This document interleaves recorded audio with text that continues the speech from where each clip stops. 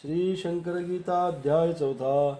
अतर्क ज्यांची असे किमया सर्वत्र ज्यांची वसे छाया, या महाराजांच्या पाया साष्टांग वंदन त्रिवार.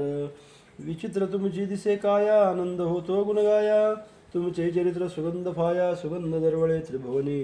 आपल्या चरित्र सुगंधात मन झाले सुगंधित, सव्य स्फुरण पावत चरित्र लिहिण्या उत्सुक. चरित्र आघात अतर्क दिव्य, गुंतागुंतीचे अतिभव्य. लिहिणे मानवास असंभाव्य, करता करविता आपण मला सुचविता, आपणच मला सांगता. विवाद्यस्थळी कवळ देता, लिहून घेता आपण. महाराजांचे समस्त चरित्र मला तरी अज्ञात, कधी न काही ऐकले असत, पाहिले न कधी महाराज. सोलापूरचे व्यापारी, कापड दुकान ज्यांचे भारी. स्वातंत्र्य सैनिक ख्याती तरी, देवदेश भक्त जे. निष्ठा ज्यांची महाराजांवरी, महाराजांविषयी श्रद्धा खरी. नित्य महाराज त्यांच्या अंतरी, ओंकारनाथ भस्मे हे.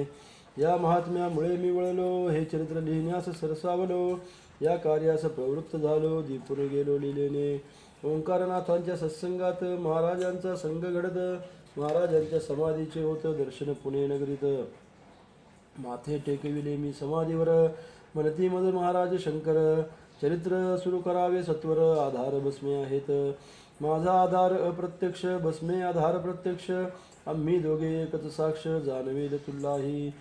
ऐसे वदता महाराजांनी सोलापुरी मी येऊनी, महाराजांस वंदन करुनी ग्रंथ प्रारंभिला हा.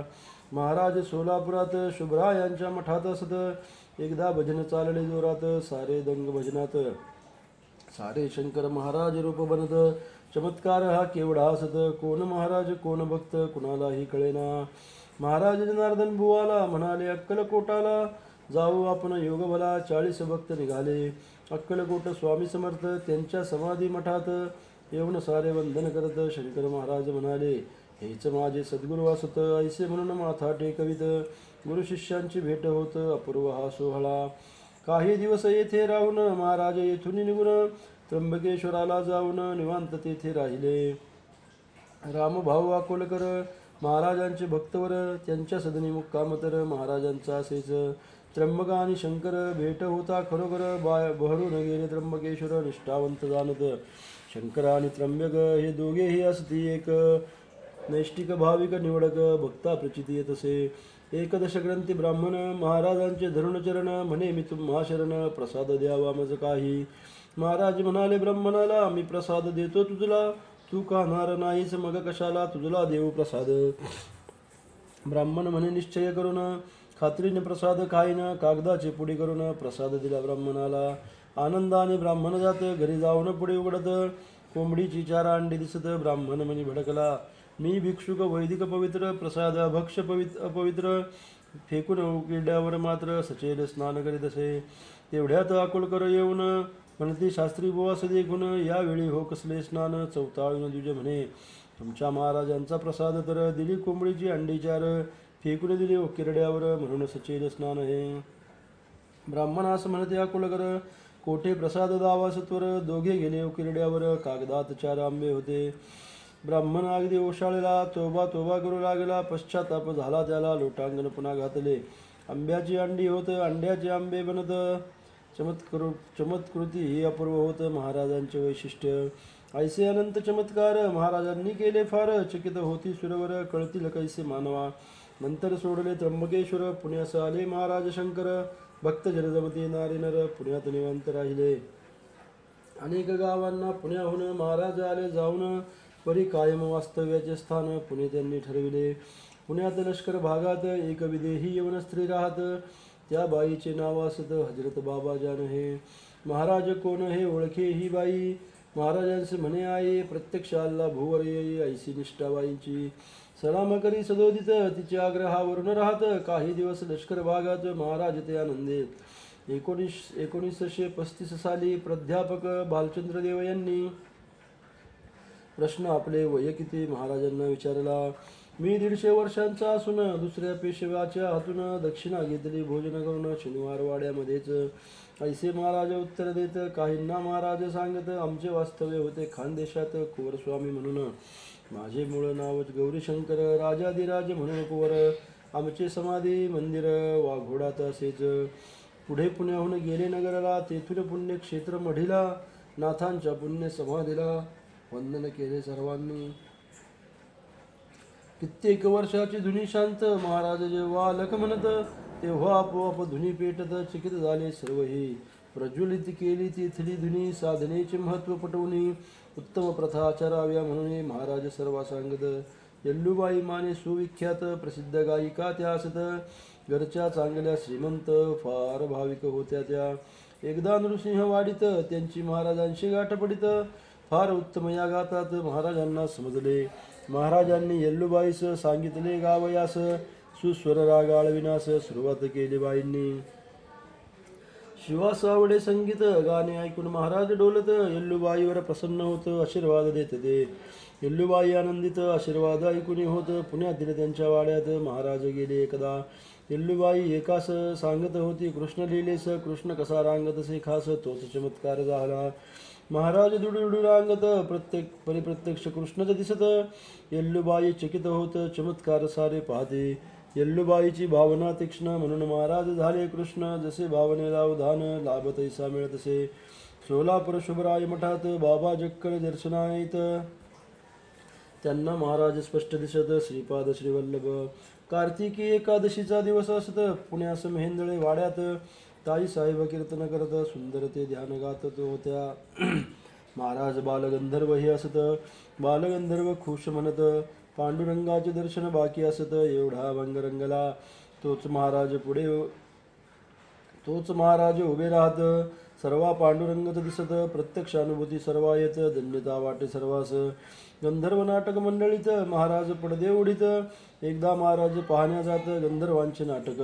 बालगंधर्वांचा बसत आवाज अगदी कामन देत. नाटकाची तर वेळ होत. तिकीट विक्री झाली. औषधे घेतली अनेक. नवसही बोलले ते कैक. नाटकाचा बदलावा का दिनांक इथपर्यंत पाळीये. कळता महाराज तात्काळ गेले बालगंधर्वांजवळ. आपल्या मुखातील विडा सकळ गंधर्वमुखी घातला. महाराजांचा प्रसाद असत म्हणून बालगंधर्व विडा खात. लगेच आश्चर्य पहा घडत. आवाज सुटला संपूर्ण. त्या दिवशीचे नाटक होत अगदी जोरदार सर्वात. प्रेक्षक अगदी रंगून जात. शंकर लीलाशे. बालगंधर्व एक दिन आपले सहकारी घेऊन जात गाणगापुरी घेण्या दर्शन घेतले सर्वांनी. स्टेशनवर आले संध्याकाळी. कळले गाडी उद्या सकाळी. उपाशीच होती सर्व मंडळी. हॉटेलही तेथे नव्हतेच. भुकेने सारे व्याकुळले. उपाशीच सर्वही झोपले. रात्री एकाने त्यांना पुकारिले. उपाशिका झोपता. गरम पुरी भाजी तयार. उठले सारे सत्वर. खाल्ली पुरी भाजी पोटभर. बिल विचारू लागले.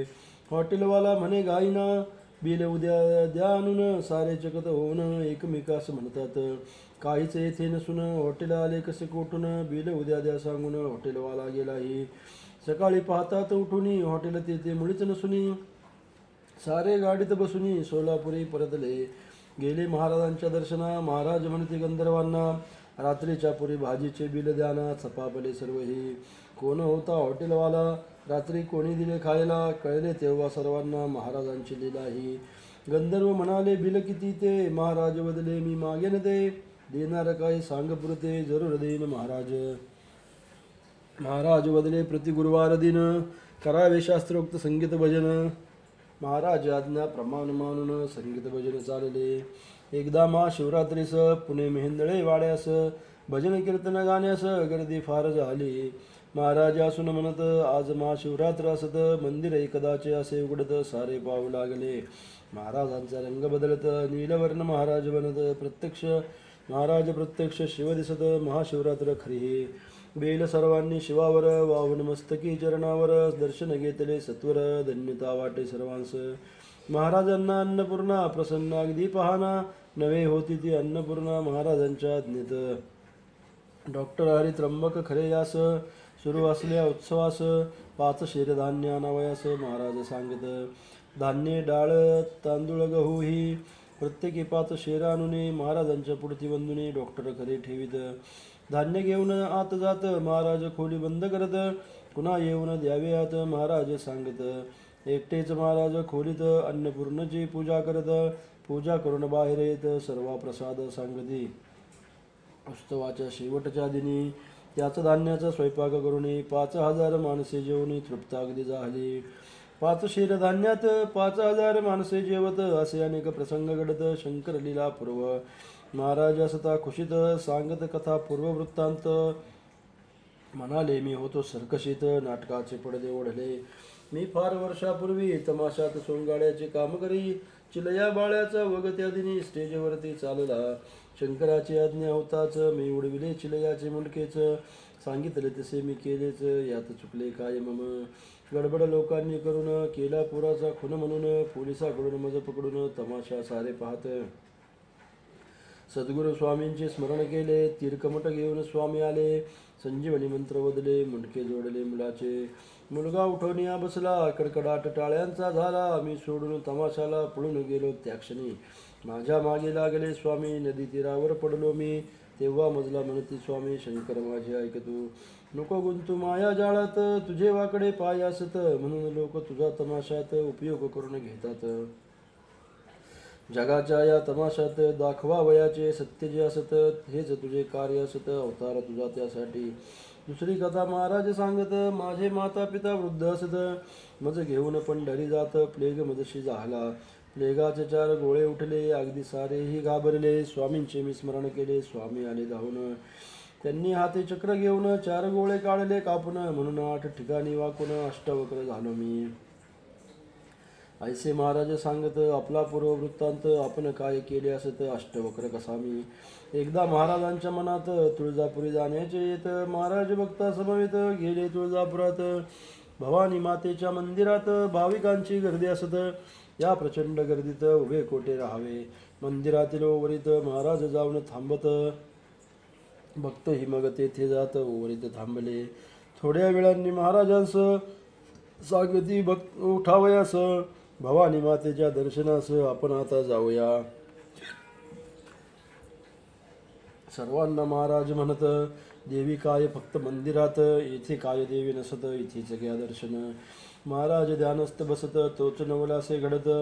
प्रत्यक्ष स्पष्ट दर्शन घडत तुळजा भवानी देवीचे. सर्वांनी दर्शन घेतले. भक्त अगदी आनंदले. सालंकृत दर्शन घडले जगन्माऊली मातेचे. पुन्हा दर्शन असता घेत देवीच्या ठिकाणी महाराज दिसत. थक्क होते सारे भक्त अधिकार त्यांचा पाहुणे. इथे काय देवी नसत. येथेच घ्यावे दर्शन. महाराजांनी आपले शब्द खरे करून दाखविले.